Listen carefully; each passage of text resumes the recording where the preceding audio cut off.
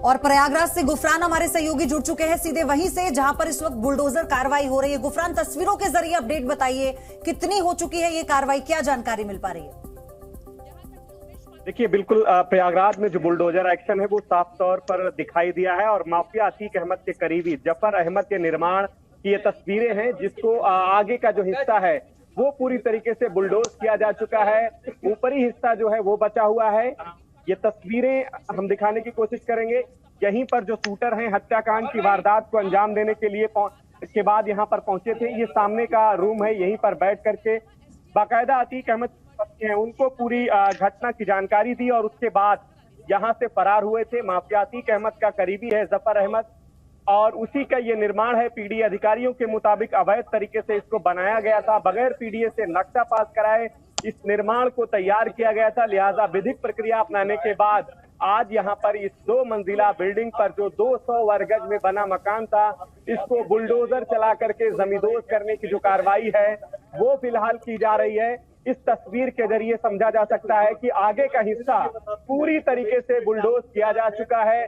ऊपरी हिस्से में जो कार्रवाई है उसके लिए बुलडोजर जो है वो फिलहाल तैयार है और माना जा रहा है कि तकनीक और इसको ताकि किसी तरीके की दिक्कत ना आए, कोई यहाँ पर अव्यवस्था न फैले, इस लिहाज से तमाम जो जरूरी एहतियाती कदम है वो उठाए जा रहे हैं। क्योंकि रिहायशी इलाका है और संकरी गली है और कम जगह है, लिहाजा किसी तरीके की दिक्कत ना होने पाए, इस लिहाज से तमाम जो जरूरी एहतियाती कदम है वो उठाए जा रहे हैं।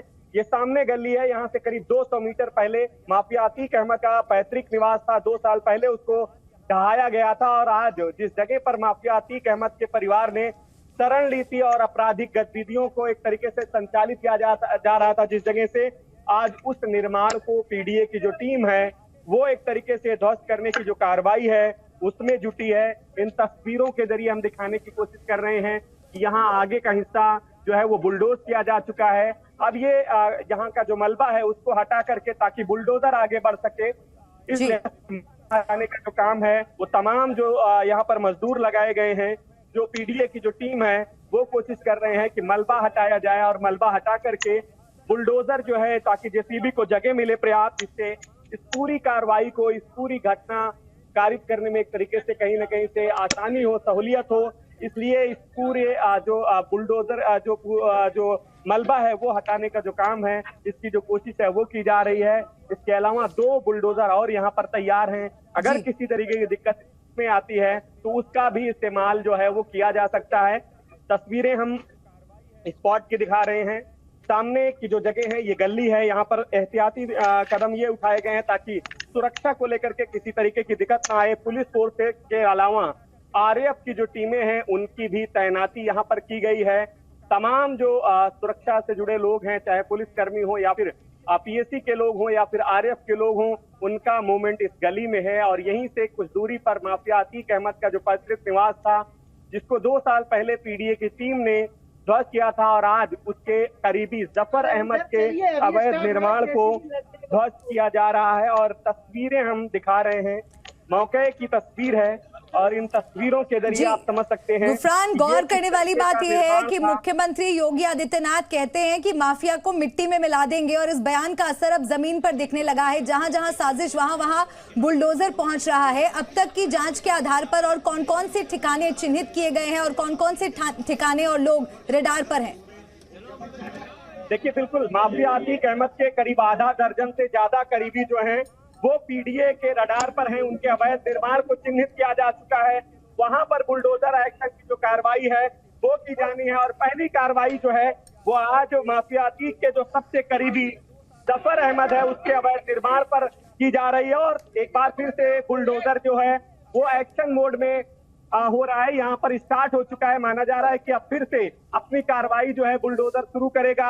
आगे का हिस्सा जो है वो गिराया जा चुका है, बाकी चीजें जो है पीछे का जो हिस्सा है उसको गिराने की जो कोशिश है वो की जा रही है। अब लेकिन जिस तरीके की तस्वीरें हैं इससे साफ है कि एक संदेश ये देने की कोशिश है कि माफिया अगर उत्तर प्रदेश में अपराध करेंगे, इसके पहले भी हमने देखा था कि बुलडोजर तमाम जगहों पर चला था और आज ये अतीक अहमद के करीबी जफर के भी अवैध निर्माण पर जिस तरीके से बुलडोजर की पूरी कार्रवाई है, जो अंजाम दी गई थी पीडीए के तमाम जो जिम्मेदार अधिकारी हैं वो यहाँ पर मौके के हालात का जायजा ले रहे हैं। गुफरान, एक बार फिर से हम चाहेंगे कि आप दर्शकों को बता दें क्या क्या बरामद हुआ है।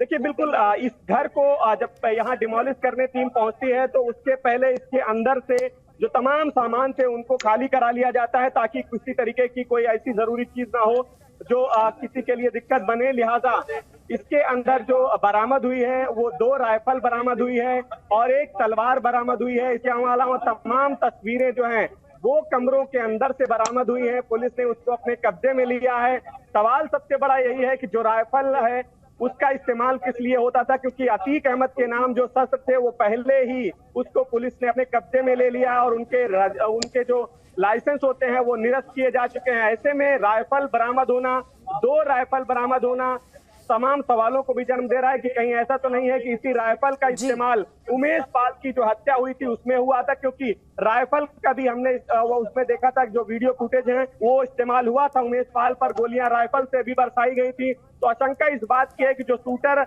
हत्या कारित करने के बाद यहाँ पर पहुंचे थे उन्होंने बाकायदा जो अतीक अहमद की पत्नी थी उनको घटना की जानकारी देने के बाद राइफल यहीं पर रख करके वो गए और वही राइफल जो है माना जा रहा है कि पुलिस ने आज घर के भीतर से बरामद किया है। जो अल्टीमेटम मुख्यमंत्री की तरफ से दिया गया था उसी अल्टीमेटम के तहत पुलिस कार्रवाई कर रही है और उसकी तस्वीरें हम देख रहे हैं। इस बड़ी खबर पर हम बने रहेंगे।